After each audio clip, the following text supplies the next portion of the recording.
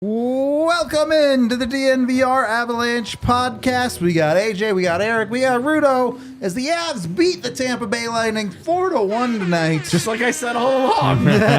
You're right. I mean, one side of me was right. One of them called it. It was not AJ. It was not. Really quality game. I think a lot of positives to take from this one, not the least of which being the Avs have won 4 in a row, or a heater, as AJ is calling it. Yeah.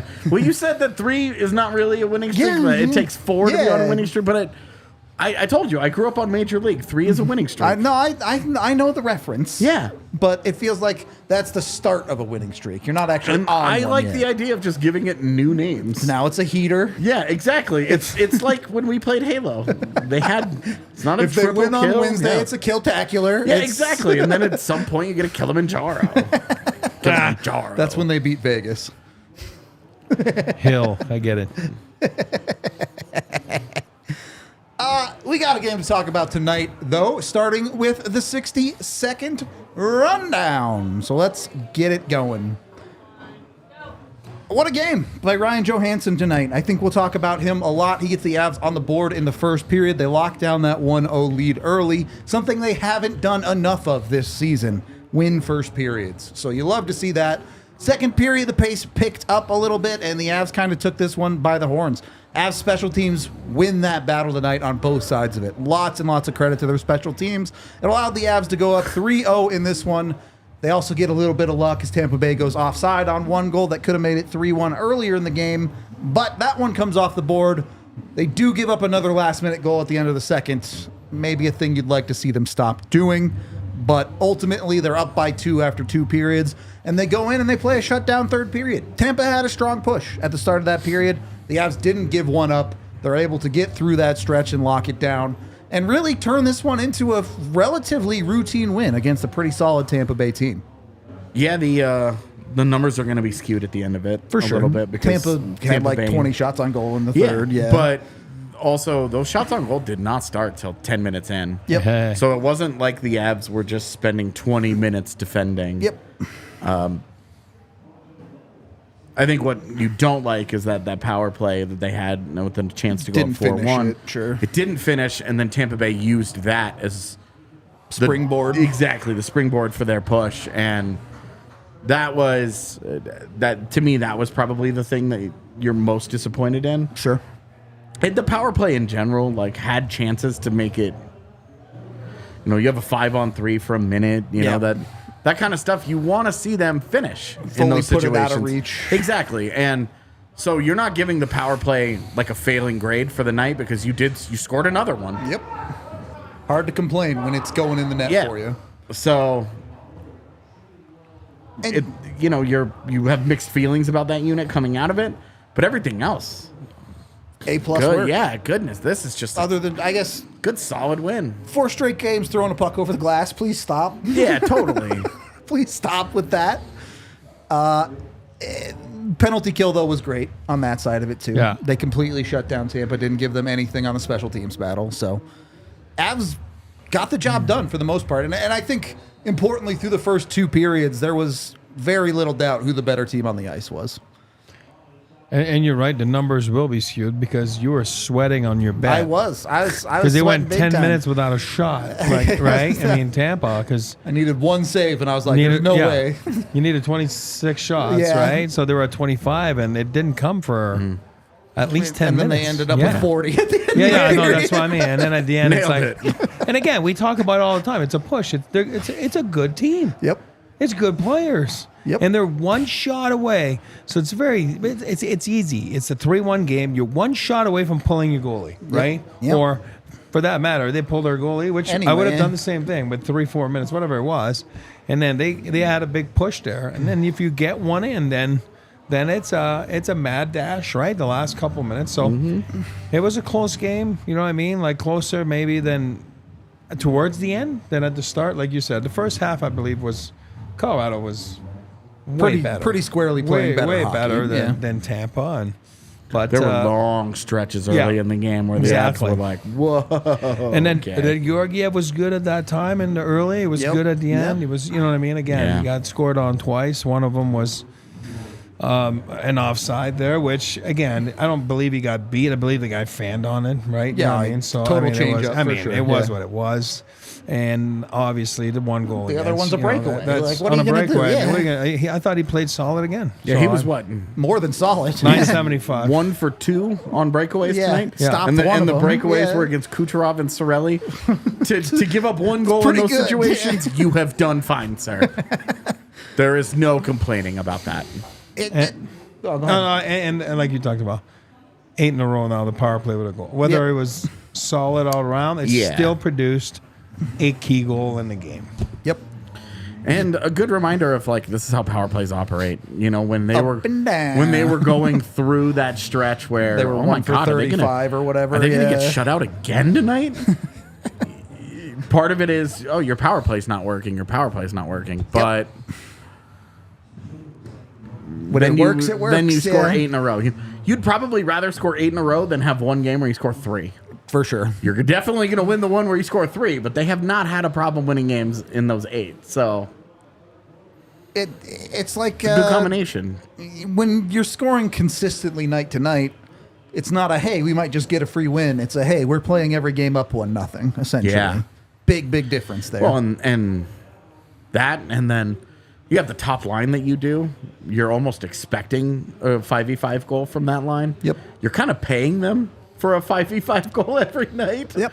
Yes. And then you're saying in a 3-goal league, we need 1 from anywhere else. We don't care where it comes from. Comes from the defense. Comes from Fourth line doesn't matter. Whichever line, whichever forward line. We don't care. Just 1. Yeah. And tonight you kind of saw that formula in reverse. Yep. Unless RyJo is your top line now. He is not. He is not. But he's putting the puck in the back of the net. Yep. First goal, Eric. Let me get your thoughts on the little tug from Kiviranta on Hedman there, from the bench.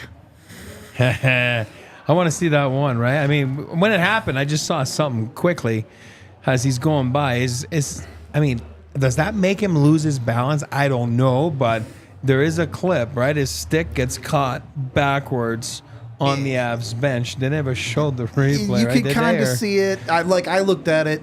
Kiviranta doesn't really do anything, but his stick's just kind of off the bench. I would do the same thing. And he's kind of just like, I would do the same thing. Again, if you're alive on the bench, that's what happens, right?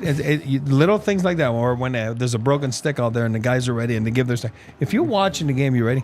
I would have done the same thing too. You stay tight, and it makes him lose his balance. And they didn't really argue. I would have argued it much more if that would have happened to me, but it didn't sound like they were really arguing it. But yeah, there was definitely a little tug there, or whatever you want to call that.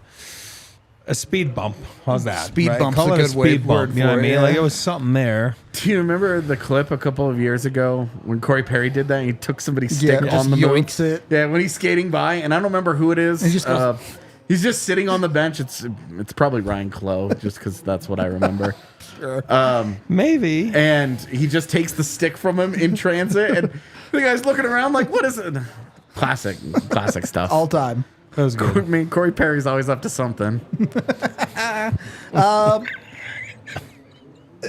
But on the other end of that, the Avs capitalize on the opportunity, right? RyJo walks in. Yeah. He doesn't try to do the fancy stuff that we saw McKinnon try to make way too many odd man rush passes tonight. Yeah. RyJo goes in there, he shoots the puck, he beats a goaltender. And subtle thing, he sells pass the whole way. Until the last second, he's looking it off. He Yep. is selling pass. And then you can see the blade, the angle, because Eric is always talking about goalies are reading the blade. Absolutely. And you can see the angle of his blade changes from a guy that's about to pass it to a guy he opens it up and he's about to shoot it, and he scores in the same place that the Avs scored on 65 times during the Stanley Cup final, approximately. I don't know if that's an accurate number.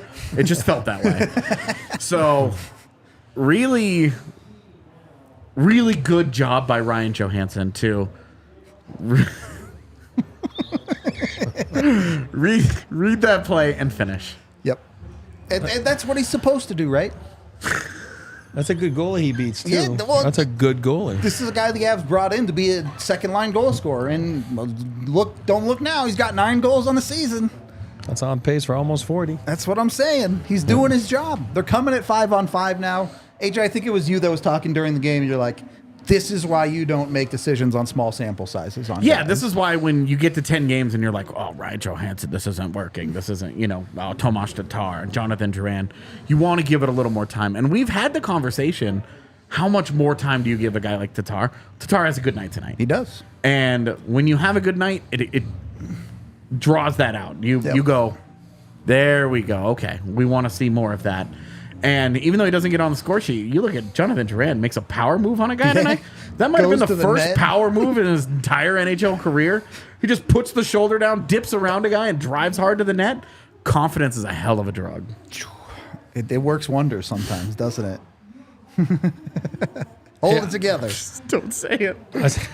I saw Tatar this morning. I was telling you, he was hot this morning. Like, he was scoring. And, again, he didn't score tonight, but he was feeling it. You know what I mean? Yep. So it's good to see. It's good to see. You want guys to produce that are supposed to produce. He did get an assist tonight. So exactly. At least he got one board, point, Didn't score a goal, but I thought he played well. You guys are right. I mean, we all agree on that one. Yeah.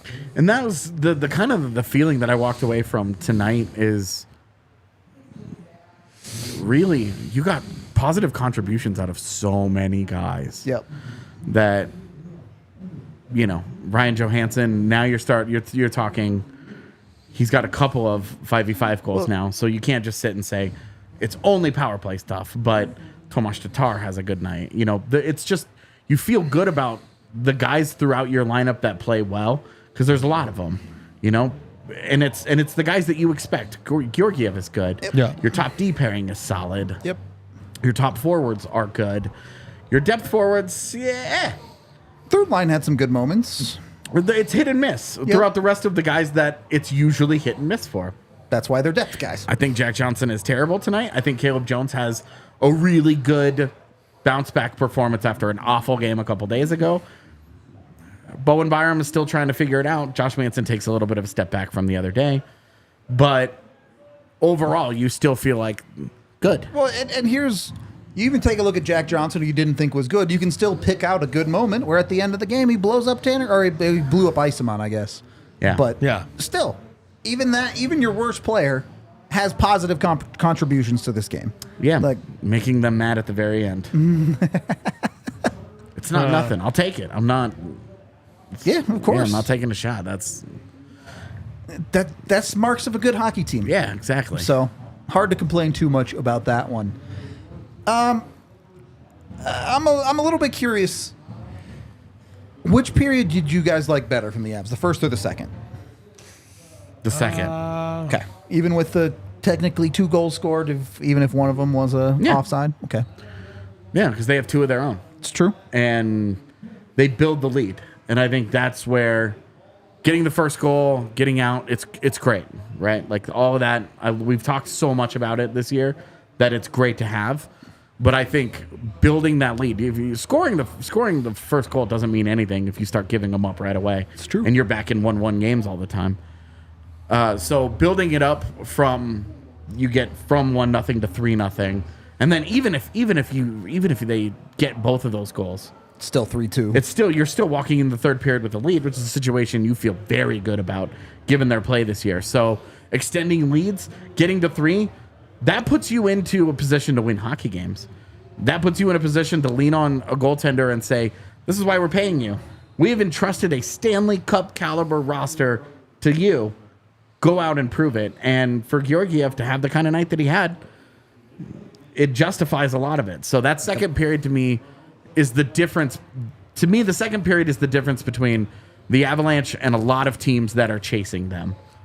In their ability to stretch a game out when they're playing well, and they're good enough to just capitalize on opportunities. I agree, and we'll go to food like we always do. You know what I mean? Like second period was the meal, right? And then I always feel if you go to a restaurant, you walk out of there because you had a good appetizer, and then you have a good, main plate.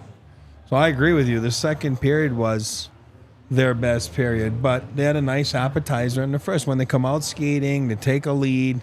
It's a nice little appetizer. It's a good way to put it. Before the main course, you know what I mean? So I agree with you. We talk food because we love food, but you know, it's exactly exactly why it felt so good. You know what I mean? Like the Avs are, when they come out at home and they show that dominance, what are they, 10-2 now at home or give and take, something like that? Something like that. It's a very good record. Yeah, whatever. I love it. You know what I mean? Because you come to Denver, it's going to be a tough place to play. Those guys went to, the football game yesterday. Tampa was awesome. The parents were there, and we all love parents and whatever it was, fathers or grandpas or whatever it was. But you know what? There's no freebies in this league, and I love it. You know what I mean? And they went out. They started right away in the first, and like AJ said, took it to them in the second, and it was too little too late at the end for them to come back, and we made those dads disappointed. It's all good. I know we like to say there's no such thing as a full 60-minute game because there's a whole other team on the ice trying to do the same thing. Yeah. That was pretty darn close from Colorado. Yes, it wasn't perfect. There were times where Tampa had control of the game, but so many Avs were doing the right things that this one felt pretty wire to wire for Colorado. Yeah. And there are moments, there are moments throughout the whole game. Yep. First period, second period, third period, where Tampa Bay looks great. It's Tampa Bay.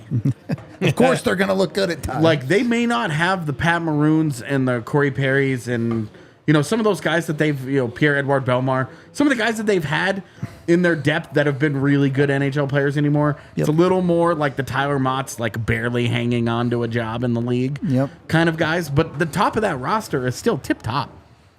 It's absolutely still elite. It's so good. So... if you just watched 60 minutes of pure dominance from the Avalanche, we'd be like, oh, my God, what the hell was that from Tampa Bay? They have their moments. Yep. You don't love that you give up a breakaway in the final minute of the second period, but also it's Tampa Bay. Like, they're going to get some. You fall asleep for a quarter second, you're Josh Manson, and you pay a price. That's all it takes. One of the faster skaters for the Lightning in Anthony Cirelli, getting a perfect stretch pass from Victor Hedman. Two pretty good players. Yeah, and Victor Hedman, we saw in this game the good and the bad. Yep. Where it started to slip for him, and where he is still very productive. So, and that's your one blemish of the night. That's it. You make one mistake all night that gets punished, you're going to have a good night. Exactly. So, yeah, there are great moments for the Avalanche throughout this game, and they're not so good moments. That's why you pay a goalie, man. I mean, great moment for me tonight, brought to you by Bet365. Yeah, it was, buddy. Made a decent chunk of change over on Bet365 tonight. It was a good one for me. Make sure you get in with Bet365. Sign up with the DNVR 365 code. Get that 30% parlay boost for NHL games. Make a good amount of cash off that thing. Of course, tons of other fun bets to make at Bet365. You can join the DNVR bet, which is set up by Dre all the time if you want to ride with us. You can bet on whatever you want under the sun, too, whether it be basketball, hockey, football, any other sport, esports, you name it. They've got you covered with Bet365 and the DNVR 365 code. Get in there, get your bets in, keep it never ordinary. And, of course, you must be 21 or older, physically located in Colorado. And if you or someone you know has a gambling problem, call 1-800-GAMBLER. Then, when you win some money, you can get yourself some tickets to go to the Avs game from Game Time. Hit up Game Time today. Go over there, find the best prices on tickets out there. Use code DNVR when you sign up for the Game Time app, and you get $20 off your first purchase. Over 15 million people use the Game Time app, so you can find all sorts of tickets on there. And you can find deals on last-minute tickets. You can use the section selector. You can go to the theater, the concerts. Doesn't have to be sports. Whatever you want to get into, Game Time has it all. Go over there, join all the people who love it, get Game Time, and use the DNVR code today, or you can also go to the games with us, December 9th. Get in on the first takeover of the season for the Avs. We're going in. We're taking the party bus. It's going to be a fantastic time. If you've never been on one, you come to the bar, you have a good time pre-gaming, you get beers on the bus over, you go enjoy the game, which, by the way, the Avs are undefeated during takeovers. Just throwing it out there.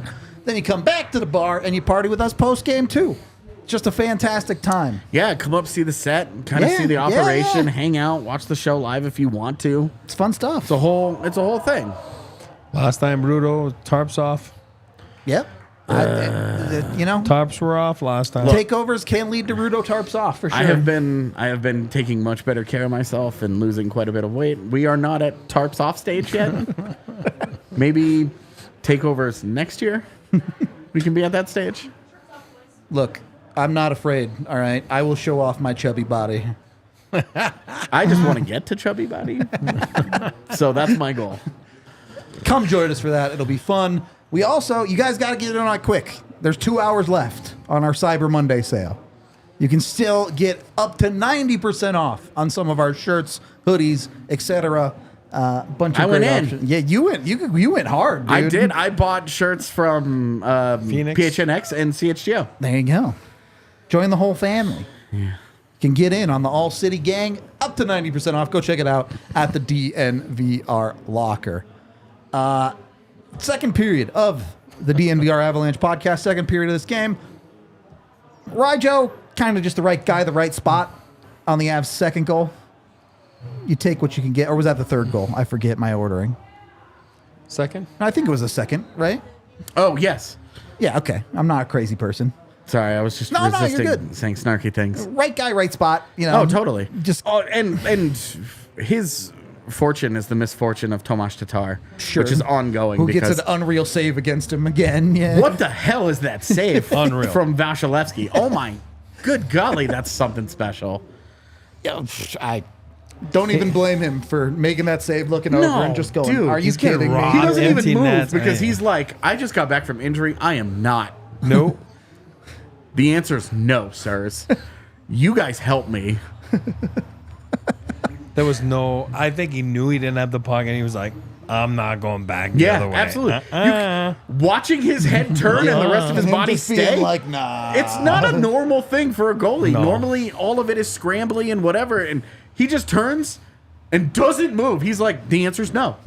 Because I made the save, you clean up Yep, the shit. this is my limit. Seriously. I'm not going back. But I did And want he to. doesn't. I wanted to expand this conversation on RyJo a little bit because yes, he scores 2 goals, and that's great on its own.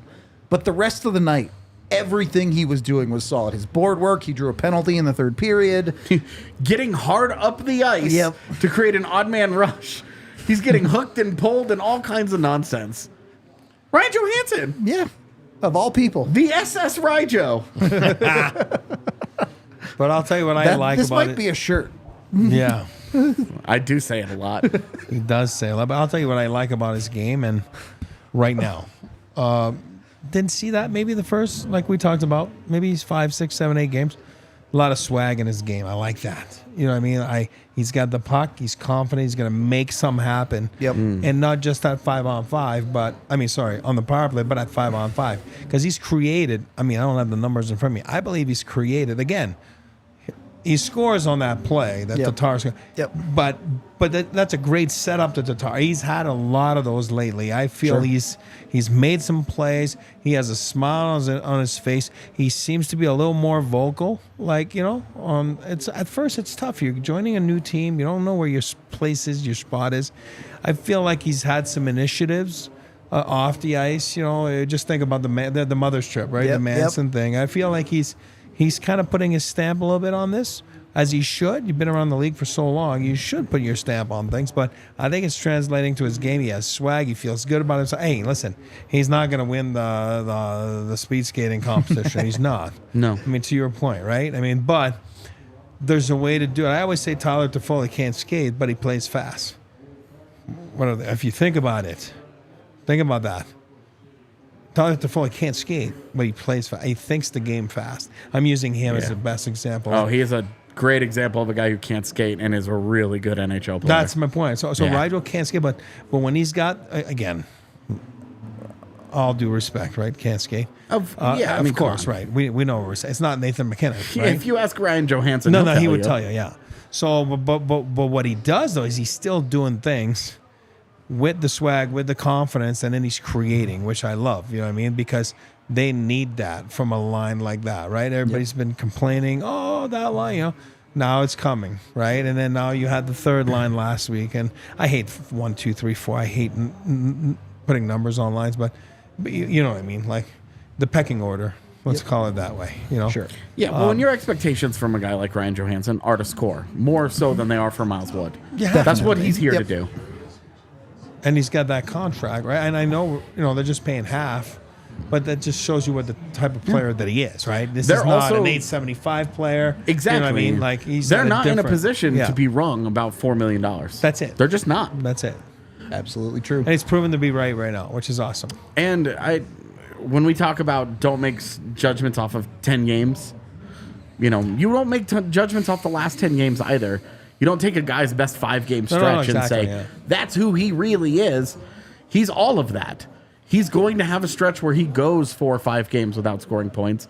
You don't notice him much. It's just who he is. Yeah.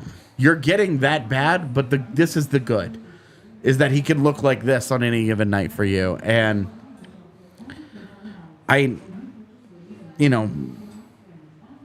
we've talked a lot about the country club in Nashville.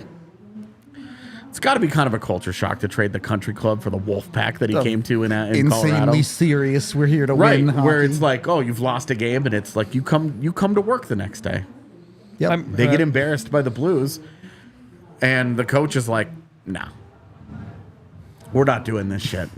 This ends. And ever since then, you haven't seen a truly bad effort by the team since. It is a culture shock. You're right, because I've seen guys, again, Hall of Famers. They come into a situation like that. They can't adapt to it. They can't. It's too much for them. I'm using the word country club, So they come to a different environment where it is about winning. It is about the performance on the ice and day in and day out, whether it's practice or games. And some guys can't adapt to it.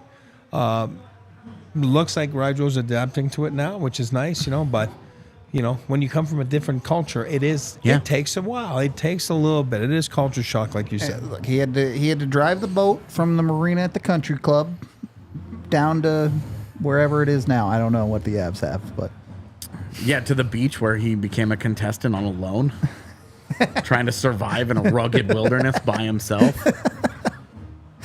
Welcome to Colorado, punk ass. Thank you for the 100 likes, chat. We got some vitamin W here for you. Our winner's shots. Sick. Prescribed by Dr. Dubs himself. Cheers. Cheers. 4 in a row for Colorado. You're feeling good. Your vitamin W level should be high. As always, our winner shots are brought to you by Breckenridge Distillery. You can get their award-winning whiskey today at breckdistillery.com. Hi, Tiff. I want to talk about Georgiev here, but first we do have his thoughts on the game with Megan and Nick down there. So let's see what he had to say.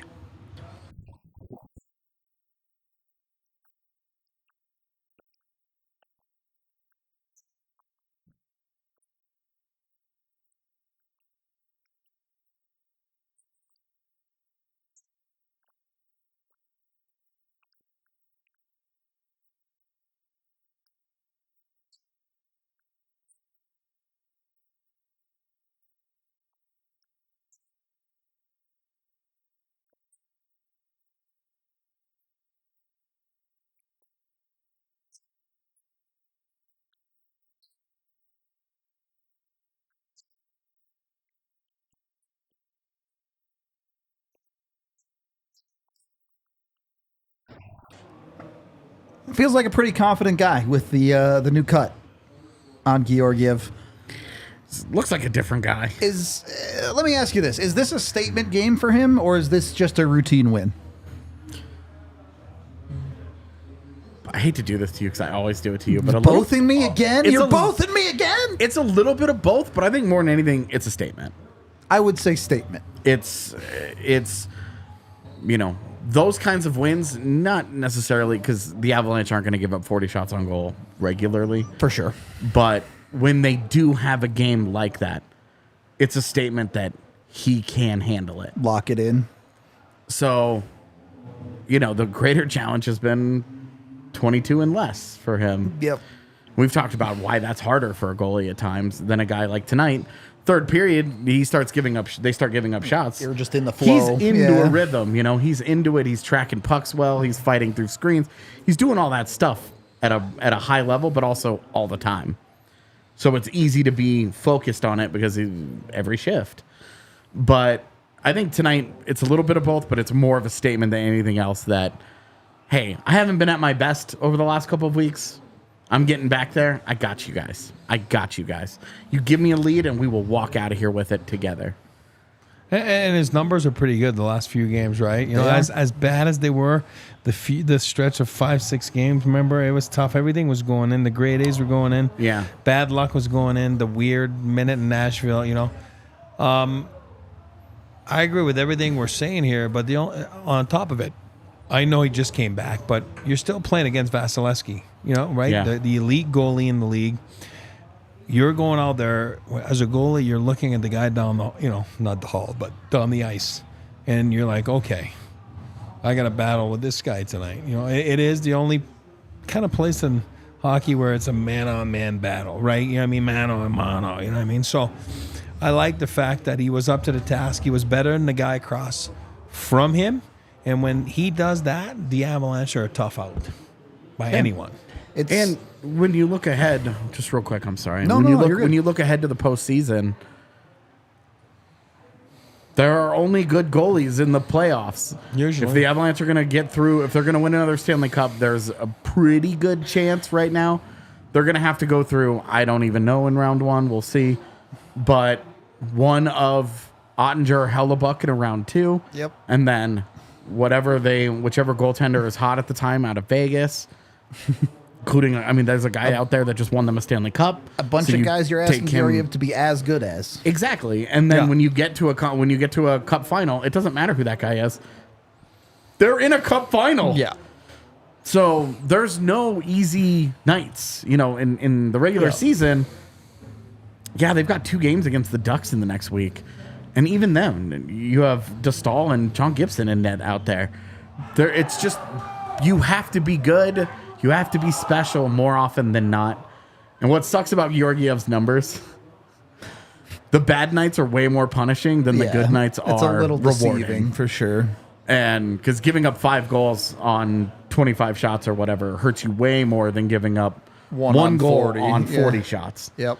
It just has a way bigger effect. Those numbers are definitely deceiving when you break them into segments.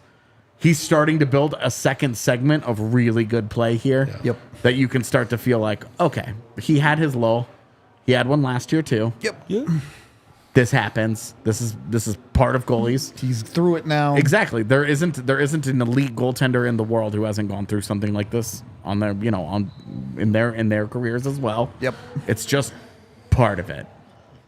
But he works at his craft. Again, I told you guys this morning, I was watching him, and a lot of times the starter, like that day, that night, won't stay the whole practice, and we'll get out and we'll leave early and get to the showers and, go about his day and go home. And he was there till the Zamboni went on the ice for Tampa to get out there, and still working at his game, still working with UC Parkala, still working with looking at himself in the glass and working on his movements. And he's working at his game. This guy's a worker, and, that's all you can ask for, right? As a teammate, you like a guy that works at his craft and knows he hasn't been up to the task, as of late. Well, a lot more the last few games, but last month in general, he's been okay, absolutely. So as a teammate, you can't ask for more than that, and I think that's why you win tonight. You win as a team, but the first thing you say is you talk about your goaltender and how happy you are for him. And, he seems like a good guy, good teammate. So kudos to him for working hard. AJ, you want to have a conversation about Tomas Tatar here a little bit and him working out in Colorado? Yeah, so there was a comment from Brooke that popped up about Tomas Tatar and whether he works out or not, if Drouin and Johansen do 2/3 of them. And that's kind of the point. Yep. Is that when the Avalanche take these chances in the offseason, they aren't saying, we need all 3 of these guys to be big hits for us. But Jonathan Drouin at 8.25, at Tomas Tatar at 1.5. Ryan Johansen costs more at $4 million, but costs nothing in trade. So it's just money that you've given up and roster spots, but you didn't have anybody better to fill those spots right now. Yep. The point of it is that through 21 games, you feel like the return on those investments it's okay. With RyJo, you're feeling pretty fine. good about it. Yeah, you're feeling Druin, it's gotten to an okay state. right, and with Druin, you're feeling like it's getting better. Yeah. With Tatar, it's still a work in progress. The guys we're not talking about, Miles Wood and Ross Colton, They're just taking care of their business. Yeah. are absolutely hits. Yep. To this point, and Frederick Olofsson is absolutely a hit to this point. Yep. To a lesser extent, you're also happy with, Riley Tufte as a call-up has been completely fine. Kivi Ranta Has been solid for you and your depth. You're talking about a call-up here. Yeah, good stuff. Caleb Jones. I mean, that's a good yes, pickup. Caleb Jones. He's in your lineup right now. And what you're, building a team. There's already been a lot of like, the Avalanche should have signed Ryan O'Reilly instead of trading for Ryan Johansen. And it ignores the realities of what it is to build a team, what it is to give out a 4-year commitment versus a 2-year commitment, identity of the locker room, trade yada, protections, yada. and There's a different million expectations factors. and personalities, and there's a lot of it's building a puzzle. Yep. And so when you're looking at it and saying, oh well, they should get rid of X guy and bring in Y guy. Decisions are never done in a vacuum. Yep. They're always done through the lens of a bigger picture. With cap friendly open. Exactly. And On the computer. Cap Friendly has made it much easier for all of us to understand that bigger picture. Yeah. But it is impressive to see the Avalanche are getting, at the moment at least, they're getting buy-in and they're getting an honest effort out of Jonathan Duran. Tomas Tatar is a pro. He's not mailing it in. It may not be working, but he's working through it. And Ryan Johansen, it's just hard to complain. Yeah, you could look at him and say, "Oh, he's on pace for 2 assists this season." Okay, but he's on pace for right now 35 goals. Yeah, which is great. If you ended up getting a 36-point season out of your second line center and 35 of them are goals, you feel fine. Yep. It's a weird year. It's a weird one. Cy Young. But yeah, the ultimate Cy Young. Yeah, Michael Grabner, eat your heart out, Cy Young, right? Well, and a point I want to emphasize, and I get that it is more than just production that I think you feel a bit weird about with Tatar. But you're talking about the one who hasn't worked out, has 8 points in 21 games. Yeah. It's not that bad. Yeah, and the one that you're feeling better about in Duran is 6 points, where you're like, this isn't good enough. 3 of them are goals, but yeah, you need more. And you are saying, this isn't good enough. Yep.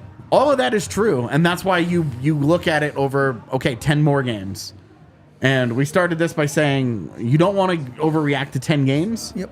But when you give it 10 more games, you will be 30 games into this. That's a real sample size at that Right, point. and you're saying, all right, you're coming up on half the season here. Yep. Like, we're within shouting distance of the All-Star break. Yep.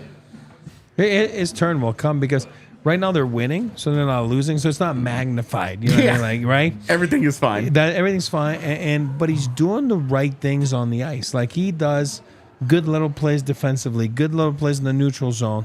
He makes a nice play, like you said. He's got 6 assists or whatever it is. So it's not like he's completely, blanked. You know what I mean? So when you do the right things, good things usually happen. And hopefully it's a game like the next game maybe where the offense is not there and all of a sudden you get 2 goals from Tatar. You know what I mean? So I feel it's coming. I'm a fan of his, and I know you guys are too. Yeah. And we're pulling for him, and I do believe if he keeps playing like this, good things will happen. And he's a phenomenal save away from getting his first goal of the season tonight. Yeah. And we're talking about Empty net. He's a phenomenal save away and an inch with his stick away from a goal and an assist tonight. Yep. And could have been a 3-point night. Right. Well, and when we talked, you remember with Duran, they had that disallowed goal early in the year. Yep.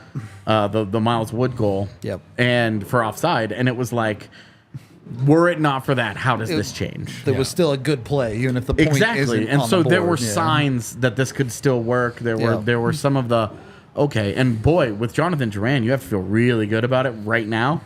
How will you feel about it in 5 games? He has to keep it up, and That's the whole burden of being in the NHL. These guys are all in the NHL because they're capable of having their best nights. That's right. Being great. But what do you look like on your average night? Yeah, and if you talk to Eric, you could you can attest to this. If you talk to anybody that works in the NHL for a front office, as a scout, as an analytics guy, as a assistant GM or whatever, anybody that works for an NHL team, the goal is, what are you 60% of the time?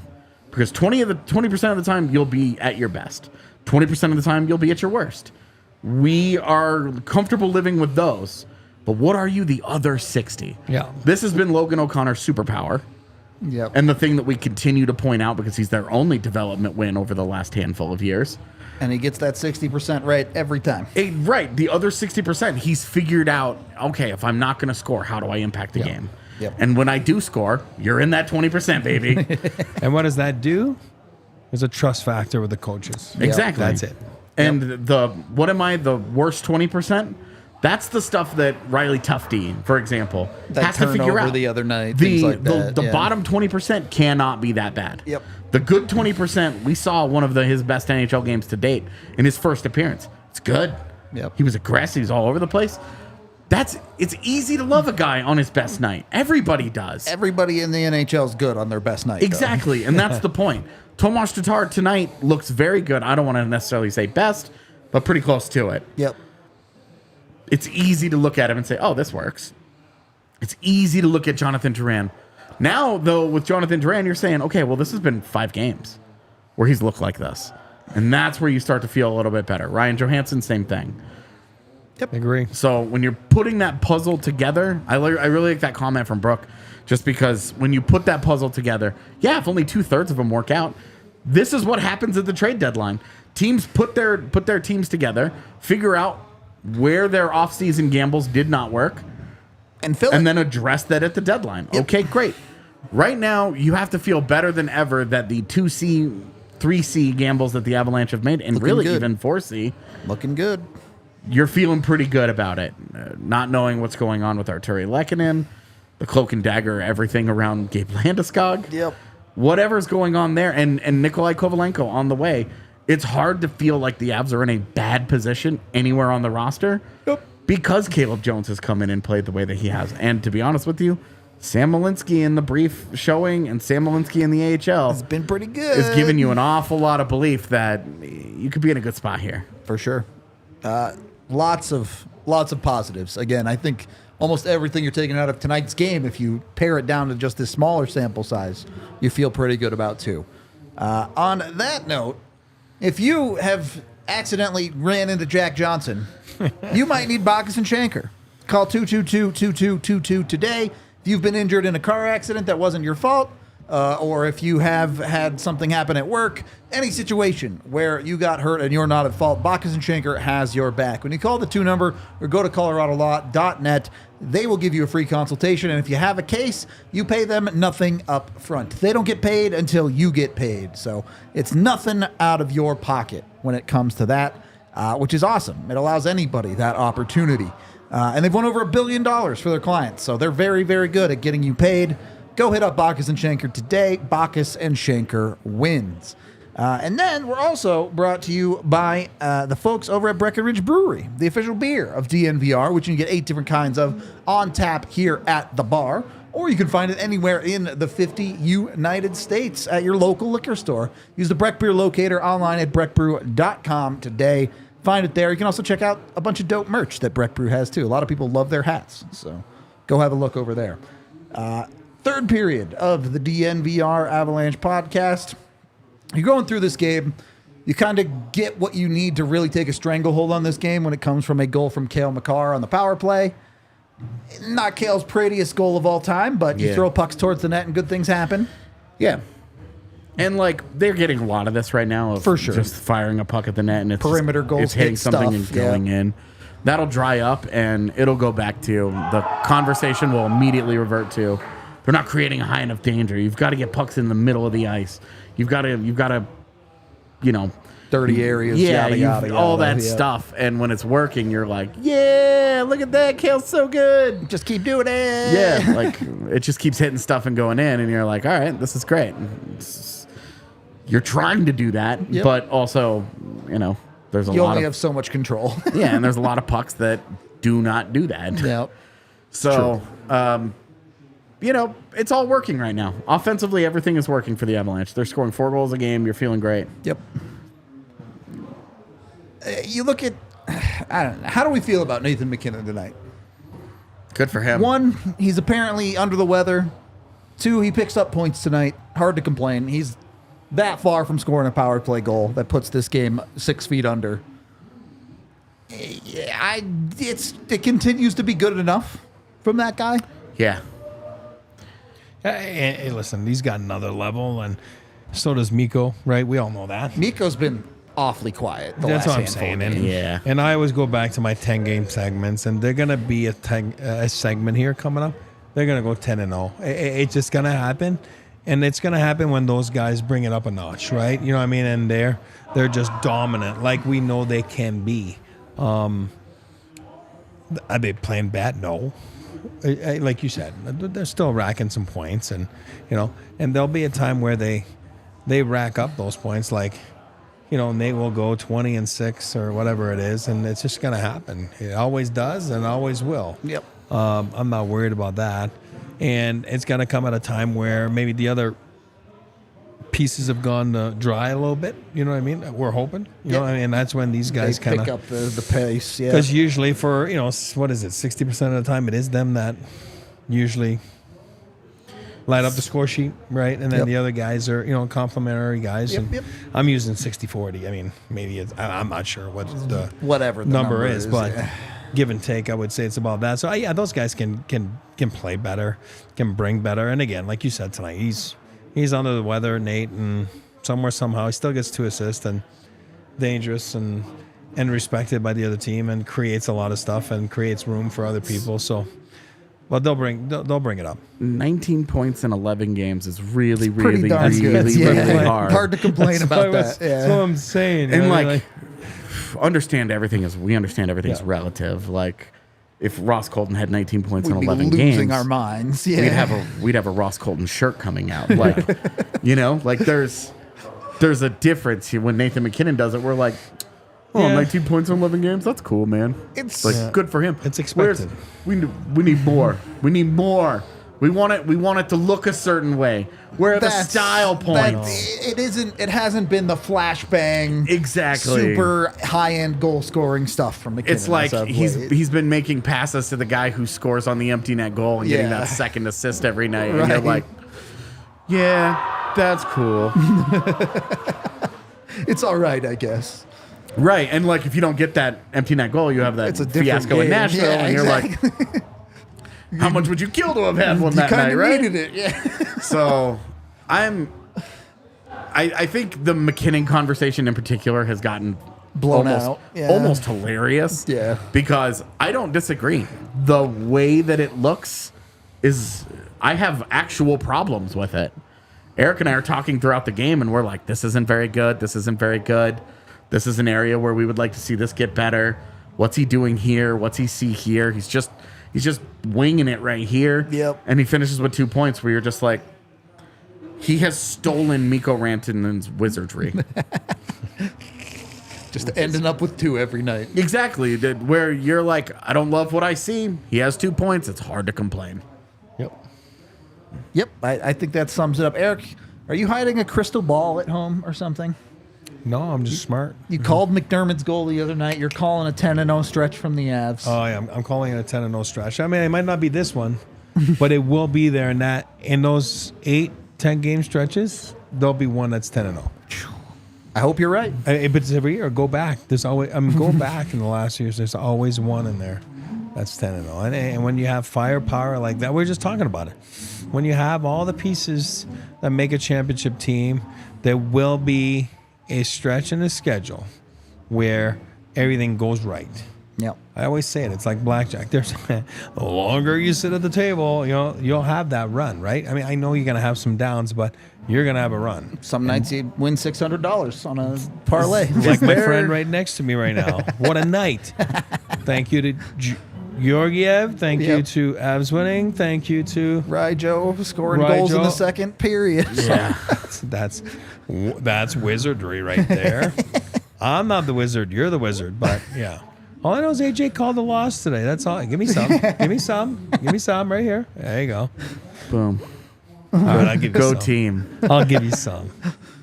Look, Is there a real chance that we look back at that and getting shut out in Pittsburgh and Buffalo and Vegas and then the fiasco in St. Louis? I think it's and the we St. say, Louis game, really. Well, and we say those that whatever is that? Was this a 6-game stretch, something like that? They lost 5 and 7, I think it was. So isn't there a pretty good chance we look back and we say that 5 in 7 is their worst stretch of the year?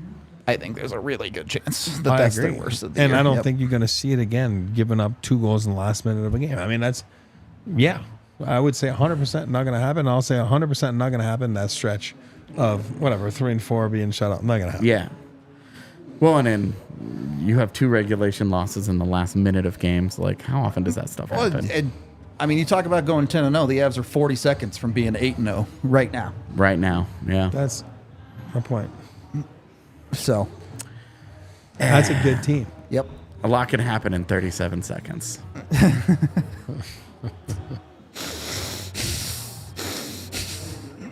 Ladies. Well, this is one specific person I'm thinking about right now. Anyway. You last a second for every year you've been alive? Oh, Lord. But one thing I did want to touch on, and I want to get your guys' opinion on it. The Avs give up another last minute of a period goal tonight. Yeah. It's starting to become a little too normal, isn't it?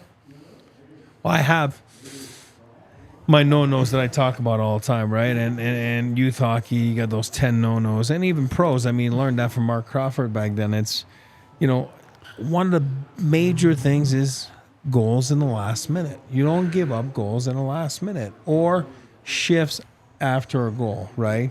So those two are very telling usually at the end of a game, but you're right. They've gotten away with it. Yep. Like a couple times. Obviously, the one in Nashville, they didn't. But, yeah, I'd like for them to tighten up a little bit and, to make sure that sometimes it's just like being 2 feet that way or 2 feet this way and just a little more alert or assertive. Yep. And, some that they got time to work on this and, just to fine tune every part of the game. But you're right. I would say that is probably an area of concern right now. If you're a coach of the Avalanche, whether you're, Bednar or, Nolan Pratt or Ray Bennett, that is something you want to make sure that as a team they know.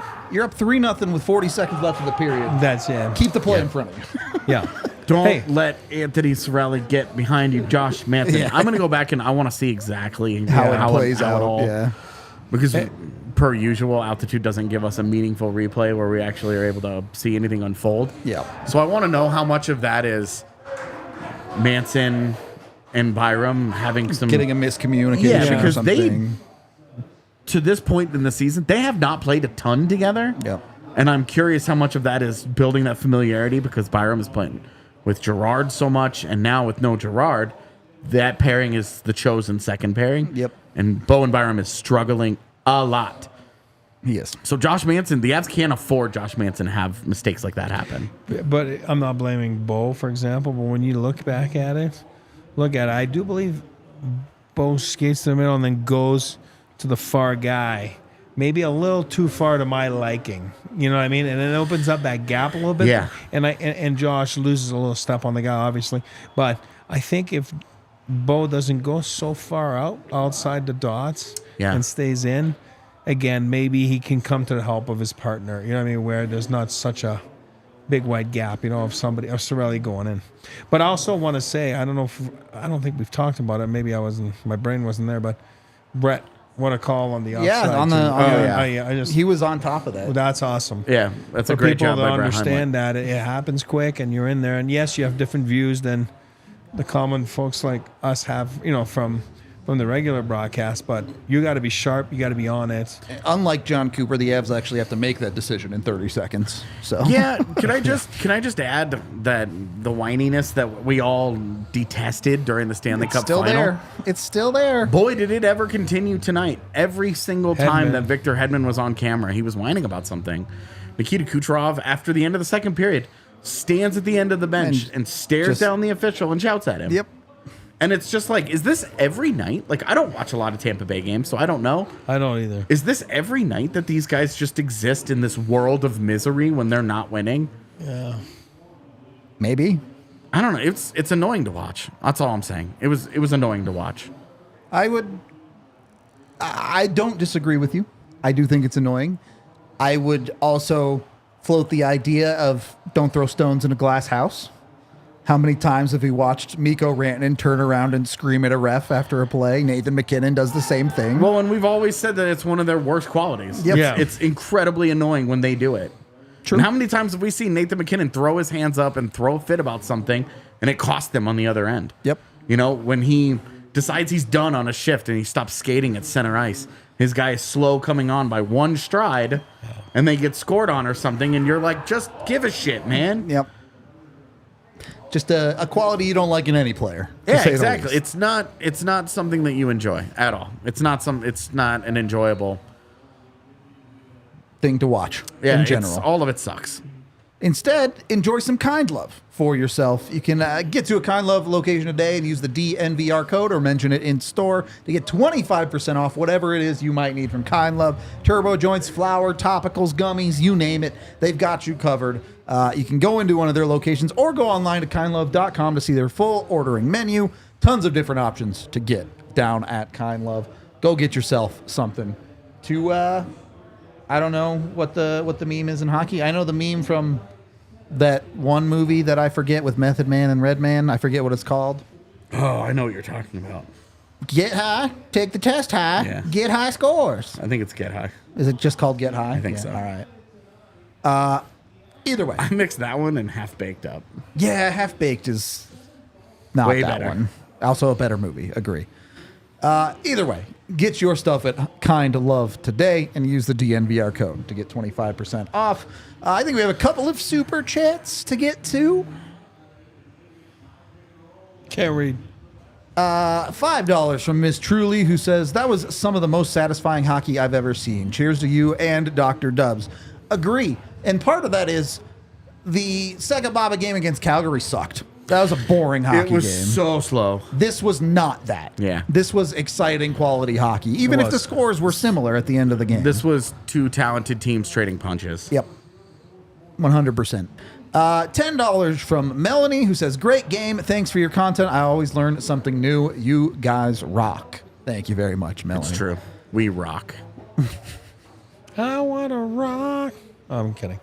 Not as much as... Nope. No. Not saying it. $5 from Casey, who says, not a frequent super chatter, but I had to say goodbye to my cat tonight and need some good vibes. The community feels like family. I love all of you. Thank you for the money, Casey. Sorry to hear your cat had to go, but everybody has their time. Hope you're doing okay. Take care of yourself out there. I'm sure your cat's in a better place. That's all I got. Any final thoughts on the game tonight? Anything you guys want to add? It was enjoyable. Let's get out of here so I can watch and see if the Nuggets actually pull Close this out. Yeah. All right, we're going to wrap. That's why I keep dipping my head down because I'm looking through the camera hole to check the score. We're going to wrap this one up. We finally have an off-day show tomorrow for the first time in what feels like forever. It's first off-day show in... Like 2 weeks. Yeah, I was going to say it's a couple of weeks. We'll talk about the Avs being a quarter of the way through the season. We might also talk about Corey Perry sleeping with people. I don't know. I don't think a lot of sleeping got done. Might be that kind of a show It tomorrow. sounded like sleeping was optional. We appreciate y'all. We will be back with y'all tomorrow, and we will talk to you then. We all silly like the mayor.